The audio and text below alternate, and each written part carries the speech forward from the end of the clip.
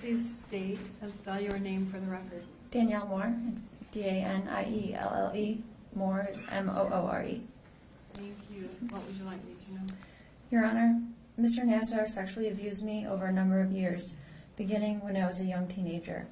He broke me, he stole my innocence, and exploited it for his own sick satisfaction.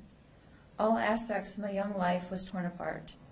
I struggled in silence, shame, and confusion, attempting to put the pieces of my life back together. But I will never be whole again. The pain of the abuse continues to make me feel broken, insecure, fearful, and overall worthless. At times, these feelings become completely overwhelming that I engaged in self-destructive behavior and thought about killing myself. Feeling worthless is an extremely difficult emotion to describe. I would like you to imagine a time you turned off all the lights in a room and it was pitch black for a few moments before your eyes adjusted. Feeling worthless is like that pitch blackness, but your eyes never adjust. You are just stuck in the darkness, a dark and empty space, and the more you search for any kind of light, the deeper you go into the desolate, apathetic, and fearful trap the darkness created. You blame yourself for not being able to pull yourself out of the darkness, and therefore the feeling of worthlessness increases. For other individuals, their eyes would adjust, or they would eventually find a light. This is not the case for me, since this pitch blackness is in my mind, and the darkness has grown and entangled itself in every facet of my life. I've tried to fight back against this darkness, to feel worthwhile and worthy. From others' perspectives, I may seem lighthearted and accomplished.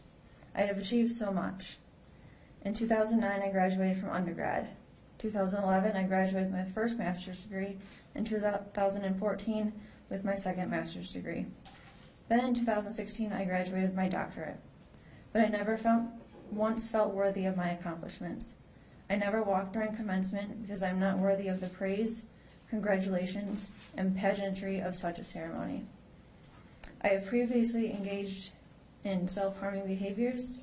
I've stayed in abusive relationships when I knew deep down that I should run long before I did run. I've had good relationships that never lasted since I did not feel worthy of the honest and true love that was offered. I was stuck in the pitch blackness even though the other person was trying so hard to turn on the light. The physical damage has also been monstrous. In just the last 4.5 years, I've had 3 major back surgeries and too many steroid injections and nerve ablations to count. These real medical procedures were on the same area of my back that Mr. Nassar was supposed to be treating. Because of Mr. Nassar's complete lack of empathy and caring for my physical well-being, I still feel unworthy of a pain-free life, or at least a life with minimal pain. What I have described is just a brief overview of my life. To give you more context, Your Honor, the past year and few months have been the most difficult and trying time of my life, as the sexual abuse resurfaced with even more intensity, and I have constantly relived the abuse. Because of this, I had to resign from my job, as I fell deeper into depression and no longer wanted to live.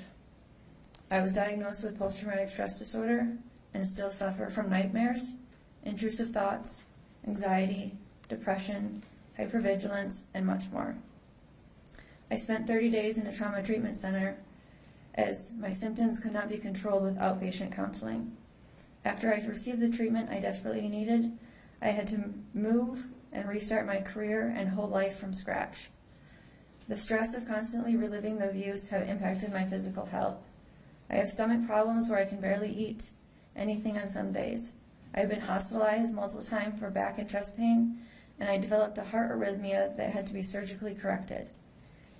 Even though I'm doing much better, I still have days where I call my mom crying, have difficulty socializing, and lack motivation to do anything. Your Honor, may I now address the defendant? You may. Mr. Nassar, I feel worthless because of what you did to me. You abused your power, authority, and stature to prey on myself and others who were young, already in pain, helpless, and without a voice. I want you to be remorseful, apologetic, and truly understand all the pain that you have caused and still cause. However, I don't believe that you are capable of this kind of empathy, but I am sure that you do feel sorry for yourself. So I hope that your self-pity is as dark and more terrifying than my feeling of worthlessness.